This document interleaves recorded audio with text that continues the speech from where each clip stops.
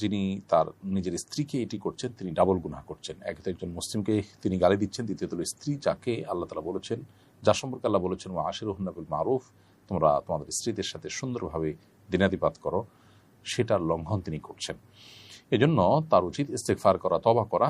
আর বোন, আপনাকে বলবো আপনি সবর এবং ধৈর্যের মাধ্যমে এটা মোকাবিলার চেষ্টা করবেন, তাকে নাসিহা করে বোঝানো, অন্যদের মাধ্যমে বোঝানোর চেষ্টা করবেন, দোয়া করবেন আল্লাহর কাছে। একটা সময় ইনশাআল্লাহ আল্লাহ তাআলা আপনাকে এই পরিস্থিতি থেকে মুক্তি দান করবেন এবং সবরের জন্য আপনি আল্লাহর কাছে অবশ্যই বিনিময় লাভ করবেন। আল্লাহ তাআলা মানুষকে অনেকভাবে পরীক্ষা করেন। এই পরীক্ষা যদি আপনি উত্তীর্ণ হন, দেখা যাবে আপনার জন্য ভালো কিছু অপেক্ষা করছে দুনিয়া কিংবা আখিরাতে ইনশাআল্লাহ তাআলা। এমরি খায়রুল ইসলাম আপনি লিখেছেন, আমার বিয়ে পড়ানোর সময় হুজুর ভুলবশত আমার বউয়ের ইজাজত নেননি, তবে কাজী সাহেব কাবিননামায় মেয়ের স্বাক্ষর নিয়েছেন, আমার বিয়ে কি সহি হয়েছে?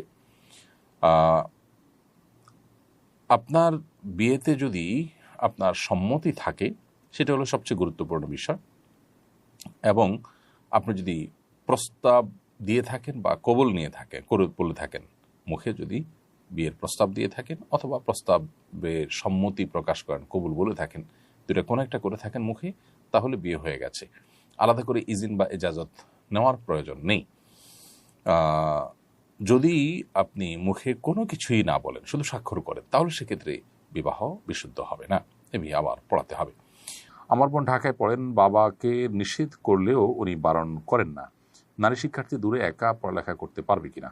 যদি মাহরাম নিয়ে আসেন, দিয়ে আসেন এবং সেখানে পর্দার সাথে পড়ার পরিবেশ থাকে, তাহলে হলে থেকে বা টিউশনের বাসায় থেকে যেখানে পর্দার সাথে পড়তে পারেন, আসা যাওয়া করতে পারেন, সেরকমটি করলে সেটা জায়েজ আছে। সেটা যদি না হয়, পর্দার বিধানে যদি ব্যাঘাত ঘটে, মাহরাম ছাড়া সফর করতে হয়, তাহলে সেটা কিন্তু জায়েজ নয়। আপনি আপনার বাবাকে নিষেধ করেছেন, তারপরেও তিনি করলে তিনি আল্লাহর কাছে দায়ী থাকবেন। আপনি বোনকে বোঝাবেন এবং দোয়া করবেন তাদের হেদায়েতের জন্য।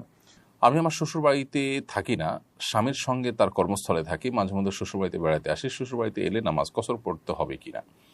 আপনার শ্বশুর বাড়ি এটি আপনার স্বামীর স্থায়ী ঠিকানা কিনা এটা দেখতে হবে। যদি তার স্থায়ী ঠিকানা সেটা হয়, সেখানে থাকার ব্যবস্থা থাকে, তাহলে সেক্ষেত্রে স্থায়ী ঠিকানাতে মানুষের কসর পড়তে হয়, স্বামীর কসর পড়বেন, আপনি স্বামীর অধীনস্থ হিসেবে আপনিও, স্থায়ী ঠিকানা পুরো নামাজ পড়তে হয়, সেই হিসাবে স্বামীতে পুরো নামাজ পড়বেন, মূলত তার অধীনস্থ হিসেবে আপনিও পুরো নামাজ পড়বেন। আর যদি এটা আপনাদের স্থায়ী ঠিকানা না হয়, বরং শহরে আপনাদের নিজস্ব ঠিকানা থাকে, সেটাই আপনাদের স্থায়ী ঠিকানা হয়ে থাকে, এখানে জাস্ট বেড়াতে আসছেন, তাহলে সেক্ষেত্রে স্বামীও কসর পড়বেন, আপনিও কসর পড়বেন। আমি দেখতে পাচ্ছি শুরুতে আমার কাছে যে প্রশ্নটি রয়েছে সেটি হলো, দেখে শুনে আমি আমার পছন্দ অনুযায়ী এক মেয়েকে বিয়ে করেছিলাম, আব্বু আম্মু মেনে নেয় না বলে তাকে তালাক দিতে বাধ্য হয়েছি, এ কারণে কি আমার আত্মীয়তার ছিন্নকারীর গুনাহ হবে? প্রথম কথা হলো যে, কোনো মেয়েকে বিয়ে করার পর পরিবারের লোকজন পছন্দ করছে না, তার উপর ভিত্তি করে তাকে তালাক দিতে হলো, এটা খুবই দুর্ভাগ্যজনক এবং অনভিপ্রেত, অপ্রত্যাশিত একটি বিষয়। বিবাহটা ছেলে খেলার বিষয় নয়। নিছক আবেগের বশে আপনি একজনকে বিবাহ করলেন, আপনার পরিবারের কনসার্ন, আপনাদের পরিবারের মতামত আপনি নিলেন না, এবং পরিবারের চাপ কতটা আসতে পারে, আসলে সেটা আপনি সামলানোর কতটা ক্ষমতা আছে বা তাদেরকে কতটা কনভিন্স করার মতো সুযোগ আপনার হাতে আছে, সে বিষয়গুলোকে বিবেচনায় না রেখে নিছক আবেগের বশে একটা মেয়েকে বিয়ে করার পর যখন আপনি তাকে তালাক দিতে হলো আপনার বাবা মার কথায় বা পরিবারের লোকদের কথায়, তখন সে মেয়েটার উপর এটা কত বড় জুলুম হয় এবং তার উপর কত বড় অবিচার হয় সেটা বলার অপেক্ষা রাখে না। বিধায় এই বিষয়টা অত্যন্ত সেন্সিটিভ, অত্যন্ত স্পর্শকাতর, মানুষের অধিকারের ব্যাপার, মানুষের হকের ব্যাপার, একটা মানুষকে ক্ষতিগ্রস্ত করার মতো ইস্যু, এরকম অপরাধ, এরকম গুনাহ ইসলামের দৃষ্টিতে আরেকটা হতে পারে না। এজন্য এই বিষয়গুলোতে আমাদের আরও সিনসিয়ার হতে হবে।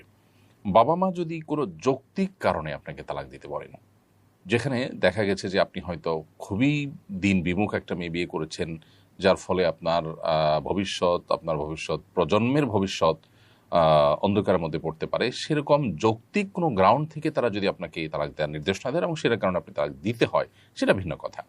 আর তা না হলে নিছক আপনার ঠুনকো অজুহাতের ভিত্তিতে বা তাদের অমতে কেন করেছেন সেজন্য, অথবা অন্য কোনো আপনার ঠুনকো অজুহাতের কারণে যদি আপনি তাকে তালাক দেন, তাহলে সেটা হবে অন্যায়। সেটা আরেকটা গুরুত্বপূর্ণ বিষয়। যৌক্তিক কারণে দিলে তো ঠিক আছে। এর পাশাপাশি